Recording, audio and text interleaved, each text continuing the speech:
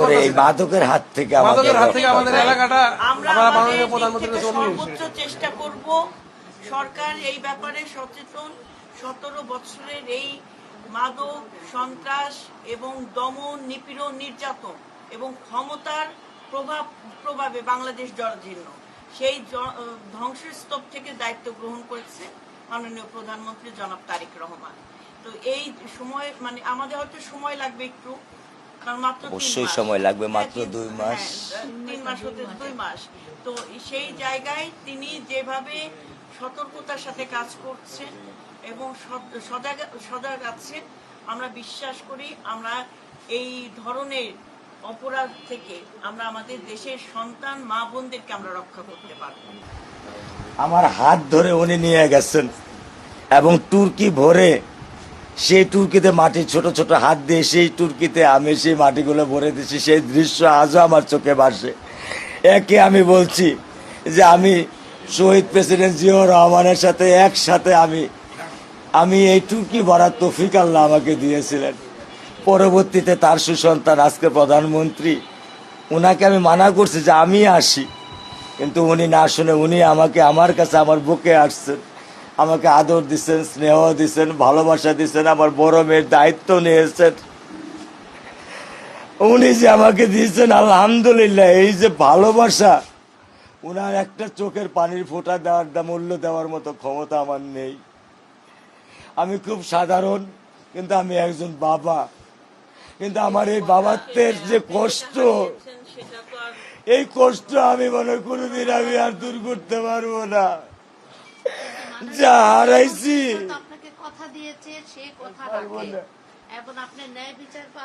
ইনশাল্লাহ, যেহেতু আমার বড় ভাই আমার প্রধানমন্ত্রী আমাকে কথা দিয়েছেন, আমি 100% বিশ্বাস করি এবং আমার এই রামেশার পাশাপাশি দেশে যত যা কিছু আছে উনি দেখছেন এবং দেখবেন, এটাই আমি প্রত্যাশা করি। যারা এই ঘটনার সাথে জড়িত ছিল তারা কতদিন আগে এসেছে? মাত্র 2 মাস আগে। আচ্ছা, ওদের স্বামী স্ত্রীর মধ্যে কি কোনো বন্ডিংস ছিল আপনার মনে হয়? সবচেয়ে বড় কথা কি আপা জানেন, এই বিল্ডিংটাতে আমি 17 বছর থাকি। আমি আজ পর্যন্ত 17 বছরে আমার পাশের দরজার আমার স্ত্রী বা আমরা কোনোদিন টোকা দিইনি। এটা অহংকার বা অন্য কিছু না। তারা এখানে একটা বলতেই হয় কথা প্রসঙ্গে, নিচে 2টা রিক্সার গ্যারেজ আছে। সেই রিক্সার গ্যারেজের কিছু লোক এখানে তারা ভাড়া দিচ্ছে। আগে একটা ফ্যামিলি বাসায় ছিল, আমরা খুব স্বাচ্ছন্দ্যে ফ্যামিলি হিসাবেই চলাচল করতাম। কিন্তু পরবর্তীতে এখানে কিছু রিক্সাওয়ালা, যেমন আমার মেয়ের যে ঘটনাটা ঘটিয়েছে, সে রিক্সার একটা মেকানিক নিচে কাজ করে, এখানে সে কেয়ারটেকার এনে তাকে এখানে দিয়েছে কাজ করতে আমার বাসার নিচে। এবং সে মাত্র 2 মাস, আমি তার ফেস চিনি না। আমি শেষ মাত্র শুধুমাত্র মোবাইলে আমি তাকে দেখছি, আমি তাকে কোনোদিন চিনিও নেই। এই কথাটা কেন বললাম?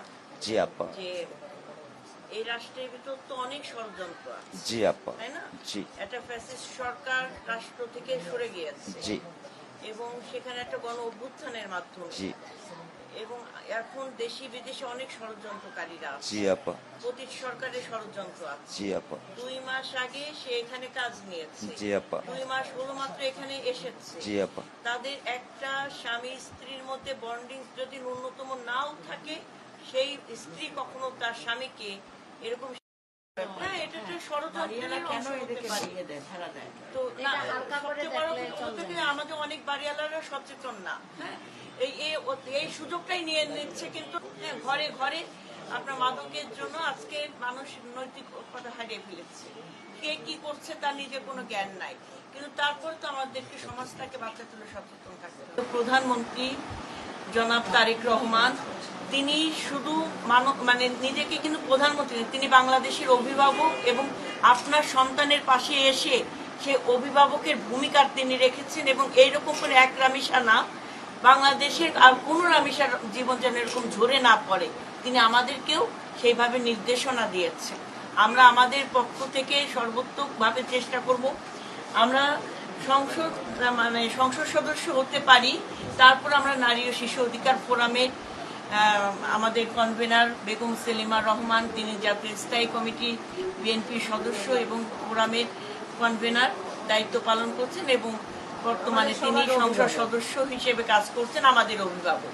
আপনার যদি মনে হয় যে এখানে আপনার পার্সোনাল কোনো আইনজীবী প্রয়োজন, হ্যাঁ, কিংবা রাখার দরকার এই মামলা পরিচালনার জন্য, দেখভাল করার জন্য, সেটাও যদি মনে আমার করেন, প্রয়োজন নেই। আমার বড় ভাই মাননীয় প্রধানমন্ত্রী আমাকে আশ্বস্ত করেছেন, আমি আর কিছু চাই না, আমার আর কোনো বিশ্বাসের প্রয়োজন নেই। উনি আমাকে যে আশ্বস্ত, যে ভালোবাসার যে স্বীকৃতি বা যে অঙ্গীকার দিয়ে গেছেন, আমি এর উপরেই আমি থাকতে চাই।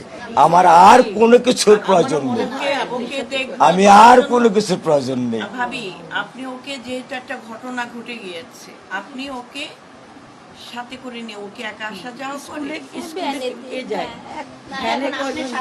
ভ্যানে 8-10 জন যায়, যেতে যেতে 1-1.5 ঘন্টা লাগে, যার জন্য ওকে 5:30টায় বের হতে হয়, 5:30টায় বের হয়। অন্য শুধু বাচ্চারা থাকে, কিন্তু ওরাও ভীতগ্রস্ত। মেয়ে তো আমাদের সমাজে নানা টিচ করে, টিচিং করে, রাস্তায় ভ্যানে যেতে গেলে নানান কথা শোনে। মাননীয় প্রধানমন্ত্রী নিয়েছে, ওর পড়ালেখা থেকে শুরু করে সমস্ত দায়িত্ব নিয়েছে।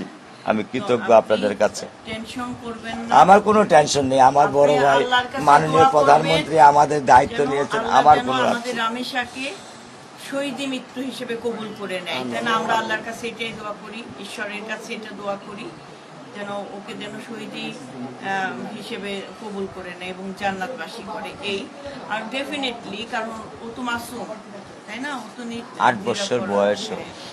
আর মা, তুমি ভয় পাবা না, ঠিক আছে? তুমি ভয় পাবা না। জি, একটা ঘটনা ঘটে গেছে, এটা তো ফিরাতে পারবা না, তাই না? আপনি যদি এই চিন্তা এতে কি হবে? ক্ষমা কাজ করবে, ডিপ্রেশন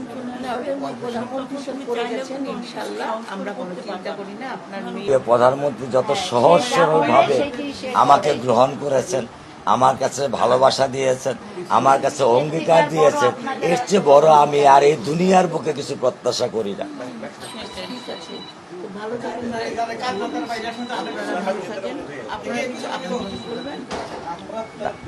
আমরা ক্লান্ত পরিশ্রান্ত, আমাদের বিক্রমপুর আবার যেতে হবে। হ্যাঁ, ঠিক আছে, আমরা উঠছি এখন।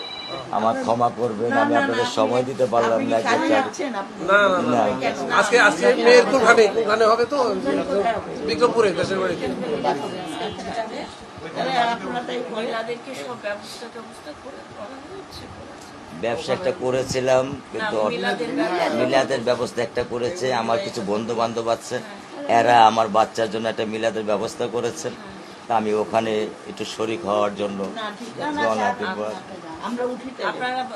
আমাকে ক্ষমা করবেন, আমি আপনাদের সময় দিতে পারলাম না। আমি